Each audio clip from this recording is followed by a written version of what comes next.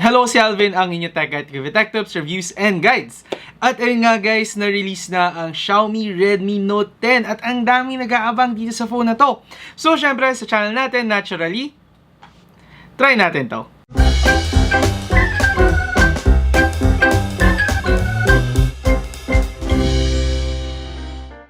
So of course guys, unboxing ang ating Xiaomi Redmi Note 10. Andyan of course ang ating unit mismo. And then underneath niyan, nakalagay ang ating documents, SIM ejector tool at saka ang kanyang jelly case. Under pa niyan guys, makikita natin ang kanyang USB Type-C cable at saka ang kanyang charger. Kapansin-pansin na wala tayong earphones na included dito. So kung sakaling ito ang phone na plano nyo bilhin guys, kailangan kayo ang mag-provide nito. So ngayon guys, tingnan natin of course ang design ng ating Xiaomi Redmi Note 10. At ang unang-una ko masabi sa design natin, nakakatuwa yung talagang kanyang kakaibang camera setup. Mas round yung edges natin, mas malaki yung ibang camera natin dito. Pero ayun nga lang, apart sa kakaibang camera setup natin guys, yung pinakalikod niya mismo, masasabi kong hindi yung talagang revolutionary design. Meron tayong glossy back design na may pagka-gradient kapag tinatamaan siya ng liwanag.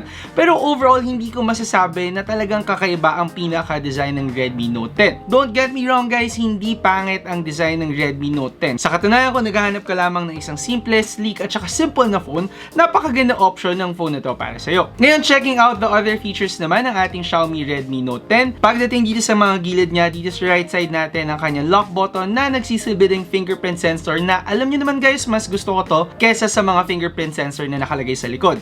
Aside pa dyan, nandito rin ang ating volume buttons. Tapos dito sa left side ang ating SIM card tray. Tapos nandito sa baba ang ating speaker grills, ang ating USB Type-C port, tapos ang ating headphone jack. So good news guys, of course, para sa mga naghahanap pa rin ng headphone jack sa mga phone, until 2021 hindi pa rin siya nilet go ng Xiaomi dito.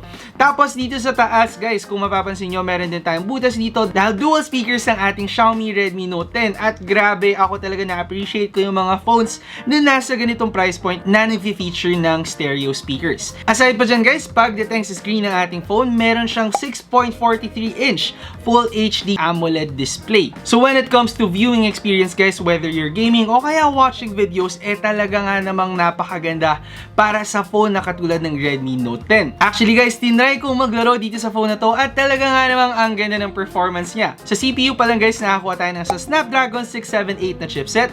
Dito sa unit na to guys, nakakuha tayo ng 6GB of RAM with 128GB of internal storage. For the battery, para sa mga concern dyan, meron tayong 5000 mAh battery dito sa phone na to. And yes, although hindi siya yung pinakamataas na battery na makuha natin sa isang phone, meron siyang isang magandang advantage over doon sa mga phone na nag-offer ng mga malalaking battery sa isang budget or mid-range phone. For this phone kasi guys, magaan at manipis lang ang Redmi Note 10. So talagang ang dali-dali lang kapag hawak mo siya at kapag naglalaro ka ng matagalan. So of course, tinest out natin ang Xiaomi Redmi Note 10 guys for gaming at ito ang result na nakuha natin.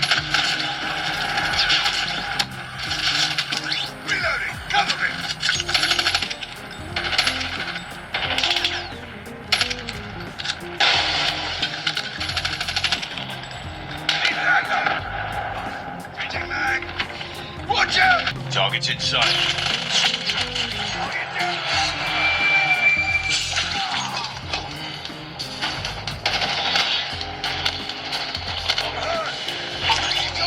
Ready for deployment.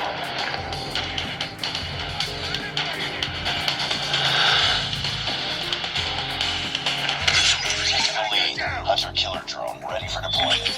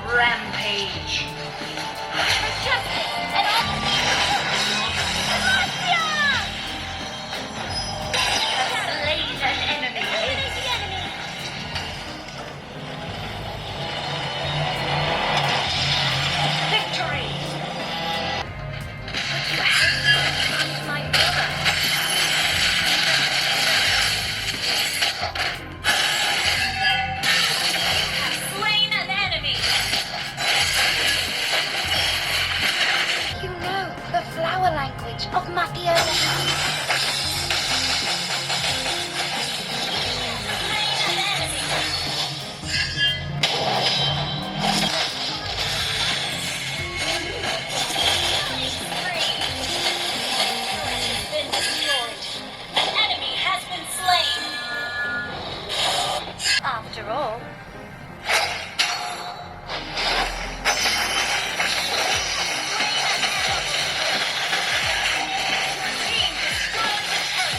Triple kill.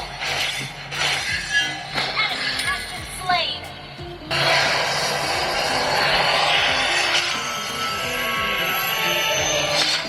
Victory! So for gaming guys sa Xiaomi Redmi Note 10 with our chipset, with our RAM, talagang hindi naman kayo magkakaproblema. Actually, na-surprise ako guys na for a budget phone, talagang nakakapag-offer siya ng matataas sa settings. Tapos isama pa natin dyan yung stereo speakers natin and of course, display natin. So talagang yung experience natin sobrang immersive at sobrang ganda talaga. With the Snapdragon 678, hindi ko masasabi na at this price point ito siguro yung may pinakamabilis or pinakamataas sa performance na mabibigay. Pero again nga guys, para sa akin, yung AMOLED display talagang napakalaking bagay kung ang habol mo yung mas immersive na experience. Moving on naman sa camera performance ng phone natin guys, of course, kung makikita natin dahil mas malalaki na ang camera setup natin, dapat mas improve din yan. And hindi tayo din-disappoint ng Xiaomi Redmi Note 10 dito. For our rear camera guys, meron tayong 48 megapixel wide angle main camera, isang 8 megapixel ultra wide lens, isang 2 megapixel macro lens, tapos isang 2 megapixel depth sensor. Sa harap naman, meron tayong 13 megapixel wide angle lens at ito ang mga results na nakuha natin.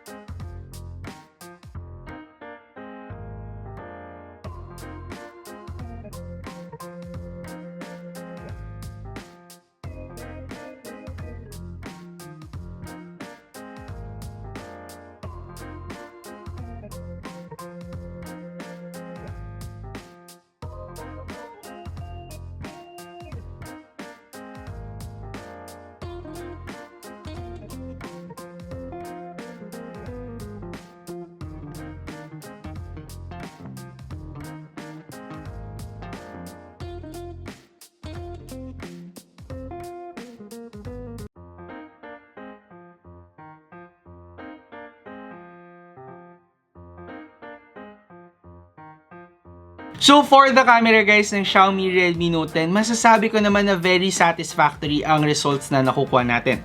Okay, hindi ko masasabi na ito yung best out of the best or talagang papatayin niya yung competition niya. Pero para sa isang phone at this price point guys, talagang matitiyak ko sa inyo na hindi kayo madidisappoint dito sa phone na to. Maganda yung depth of field na nakuha natin dito with a lower aperture. Tapos maganda din yung mga photos na nakuha natin whether main camera o kaya ultra wide lens pa ang gamitin natin. Can't say the same guys para sa ating selfie camera. Hindi siya yung tipong mabibilib talaga ako pero hindi rin naman talaga siya masama. Masasabi ko for certain guys, pagdating sa camera performance niya, makukuha nyo naman yung hinahanap nyo or you get what you pay for pagdating sa phone na katulad ng Xiaomi Redmi Note 10.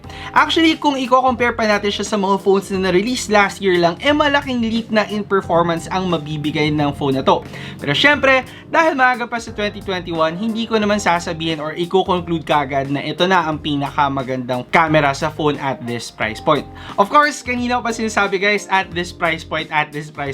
So syempre, alamin na natin ang presyo ng Xiaomi Redmi Note 10. So para sa variant guys na available locally na merong 6GB of RAM and then 128GB of internal storage, nagkakalaga ito ng 9,990 pesos. At sa presyo na yun guys, masasabi ko nga ba na sulit ang phone na to. Okay, when it comes to camera and gaming performance guys, at this price point, masasabi kong isa sa mga leading ang Xiaomi Redmi Note 10. Yun nga lang sa pagka-release last year ng Poco X3, talagang medyo may matinding competition pa rin talaga ang phone na to. Meron tayong mga onting trade-offs comparing this phone to the Poco X3, katulad ng refresh rate nila, yung klase ng screen, tapos yung onting mas mababang battery natin. Pero ayun nga, sa weight at saka sa nipes ng phone na to, para sa akin, mas prefer ko yung ganun. Para sa akin, masasabi ko na doon sa mga nagwo-worry na bumili ng Poco X3 o kaya ng iba pa mga phones na available last year, wag naman kayong masyadong manlumo kasi okay pa rin talaga ang phone ninyo. Pero para doon sa mga nag-iisip na mag-upgrade at yung mga phones nila around 2 years or 3 years na talaga at ngayong taon yung feel na na talaga nila, or ngayong first quarter, yung feel na talaga nila na gusto na nilang palitan ang phone nila, masasabi ko na isa to sa mga top choices nyo dapat. With AMOLED display, stereo speakers, gaming performance, camera performance, talaga namang for the price of 9,990 pesos, talagang sulit na sulit ka na pagdating sa phone na to. At kung ikaw talagang fan ng Xiaomi at feel mo na kailangan mo na mag-upgrade, masasabi ko na talagang wag mong papalagpasin basta-basta ang Xiaomi Redmi Note 10. Sa presyo niya, minsan ka lang makakahanap ng ganitong features, albeit yung design natin medyo simple talaga. Pero kung hanap mo nga yung ganito, simple, sleek, at saka clean, talagang nababagay sa'yo ang phone na to. Anyway, yun na ang masasabi ko para sa Xiaomi Redmi Note 10. Actually, excited ako dun sa iba pang mga phones ilalabas ng Xiaomi this year. Hopefully, nakatulong to sa inyong video na to. At itatry kong magawa pa ng in-depth review ang phone na to. Pero no promises guys, kasi medyo maraming gadgets na dumating recently. Anyway, again, yun na ang video natin about sa Xiaomi Redmi Note 10. Kung meron kayong mga questions, suggestions, o kaya negative reactions sa ating video, of course, mag-comment na lang kayo down below. At kung hindi ka pa nakasubscribe sa ating channel, syempre, mag-subscribe by clicking the subscribe button down below at i-hit nyo ang bell icon para ma-update kayo whenever I post videos. Again, ako si Alvin, ang inyong Tech Writing with Tech Tips, Reviews, and Guides. See you next time. Ingat!